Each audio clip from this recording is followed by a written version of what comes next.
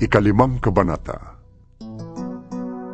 Nakarating sa akin ang balita na isa sa inyo ay gumagawa ng napakasama. Kinakasama niya ang asawa ng kanyang ama. Kahit mga pagano ay hindi gumagawa ng ganyang kahalayan. Nakukuha pa ninyong magmalaki?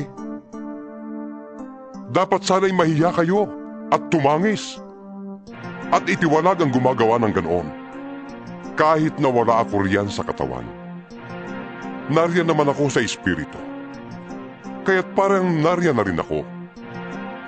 Ang gumagawa niya ay hinatulang ko na sa pangalan ng Panginoong Hesus. Ako'y kasama ninyo sa espiritu sa inyong pagtitipon. At sa kapangyarihan ng ating Panginoong Hesus, ibigay ninyo kay Satanas ang taong yan upang mapahamak ang kanyang katawan at nang maligtas ang kanyang espiritu sa araw ng Panginoon.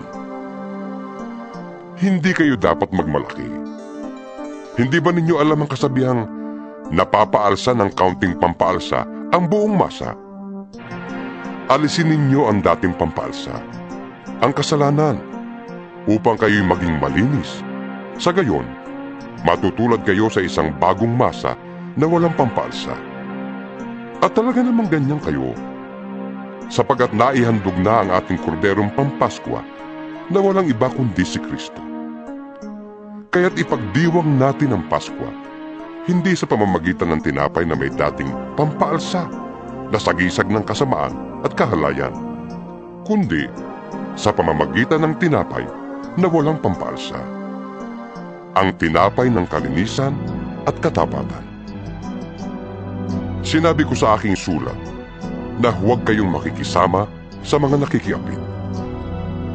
Hindi mga paganong nakikiapid, sakim, magnanakaw, o sumasamba sa Diyos-Diyosan ang tinutukoy ko.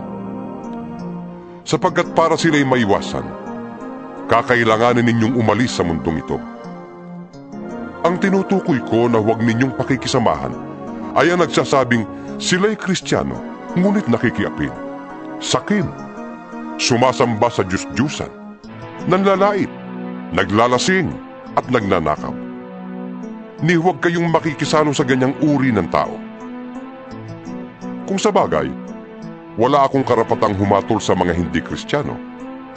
Ang Diyos ang hahatol sa kanila. Hindi ba ang mga nasa loob ng iglesia ang dapat ninyong hatulan? Sabi nga sa kasulatan, itiwalag ninyo ang masamang kasamahan ninyo.